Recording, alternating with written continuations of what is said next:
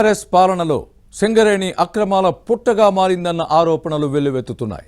సంస్థ నిధులన్నీ హారతి కర్పూరంలా హరించుకుపోయాయన్న విమర్శలు వస్తున్నాయి. సింగరేణి ఆర్థిక పరిస్థితిపై కాంగ్రెస్ ప్రభుత్వం శ్వేతపత్రాన్ని విడుదల చేయాలన్న డిమాండ్ను కార్మిక సంఘాలు ముందుకు తెచ్చాయి. కేసీఆర్ సర్కారు సింగరేణి నిధులు విచ్చలవిడిగా వాడేసిందా? సంస్థ ఆర్థిక సంక్షోభానికి గత ప్రభుత్వమే కారణమా? అక్రమార్కులపై చర్యలు లేకపోవడంతో వేల కోట్ల రూపాయలు దారి మళ్లాయా? భారీ కుంభకోణాలు జరిగాయా? Was the story?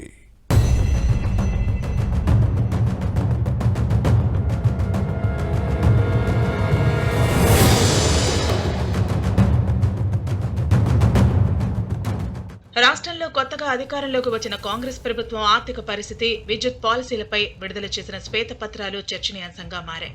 ఈ క్రమంలో రాష్ట్రంలోని అతిపెద్ద ప్రభుత్వ రంగ సంస్థ సింగరేణి ఆర్థిక పరిస్థితిపైన శ్వేతపత్రం విడుదల చేయాలన్న డిమాండ్ వస్తోంది.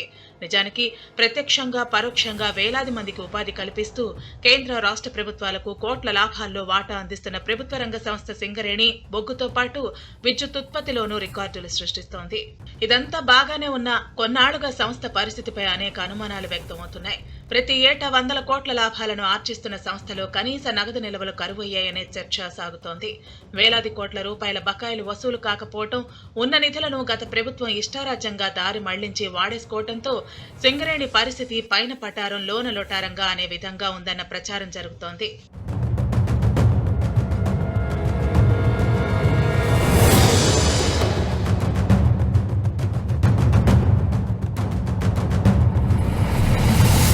నిజానికి ఈ సంస్థ ప్రతి ఏటా 100 కోట్ల లాభాలను ఆర్జిస్తోంది. దండిగా లాభాలొచ్చాక ఇంకా ఇబ్బందులు ఏంటని అనుకోవచ్చు.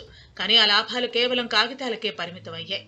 తెలంగాణ ఆవిర్భవించిన కొత్తలో 3,500 కోట్ల రూపాయల బ్యాంక్ బ్యాలెన్స్ తో పటిష్టంగా ఉన్న సింగరేణి సంస్థ ప్రస్తుతం దివాలా దిశగా పయనిస్తోంది.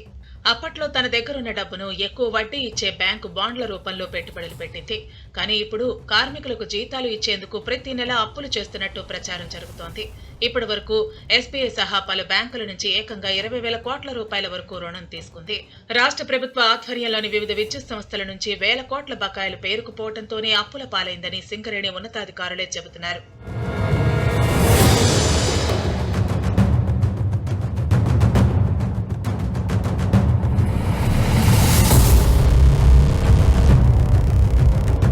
బొగ్గు, కరెంటు అమ్మకాలకు సంబంధించి సింగరేణికి రావాల్సిన బకాయిలు 30,000 కోట్లు ఉండగా అందులో రాష్ట్ర ప్రభుత్వ విద్యుత్ సంస్థల నుంచి రావాల్సినవే ఏకంగా 19,000 కోట్ల రూపాయల మేర ఉన్నాయి.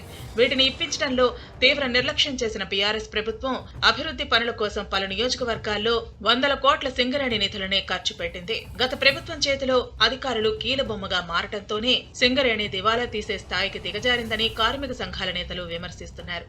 దీంతో ఉద్యోగుల జీతాలు, కొత్త గనుల తవ్వకాలు, మెటీరియల్ కొనుగోలు, కాంట్రాక్టర్లకు బిల్లులు చెల్లించేందుకు యాజమాన్యం తిప్పలు పడుతోంది. రిటైర్మెంట్ బెనిఫిట్స్ ఇవ్వటంలోనూ జాప్యం జరుగుతోంది.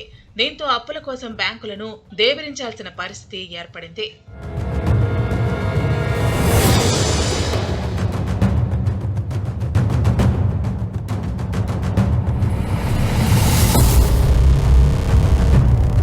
బకాయిలను వసూలు చేయడంలో ప్రస్తుత సీఎండీ విఫలమయ్యారని కార్మిక సంఘాలు ఆరోపిస్తున్నాయి. గతంలో పనిచేసిన సీఎండీలు ఏడాదికి 500 కోట్ల లాభాలను బ్యాంకుల్లో డిపాజిట్ చేసి బాండ్ల ద్వారా వడ్డీ సంపాదిస్తే ఈ సీఎండీ హయాంలో వాటిని అమ్మేశారన్న విమర్శలను ఎదుర్కొంటున్నారు.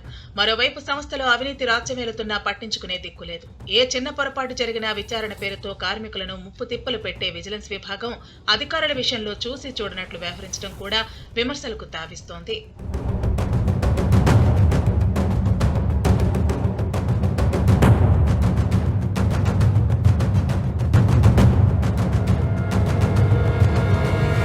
మరోవైపు సింగరేణి ప్రధాన కార్యాలయంతో పాటు ఆసుపత్రిలోనూ అవినీతి జోరుగా సాగుతోందనే విమర్శలు ఉన్నాయి. మెడికల్ అన్ఫిట్ ఉద్యోగుల కుటుంబ సభ్యుల కారుణ్య నియామకాల్లో అవినీతి, అక్రమాల దందా జరిగిందన్న ఆరోపణలు వచ్చాయి. ఆరోపణలు ఎదుర్కొంటున్న అధికారులకు పదోన్నతులు కల్పించి బదిలీ చేసిన ఘనత కూడా ప్రస్తుత సీఎండీ హయాంలోనే జరిగింది.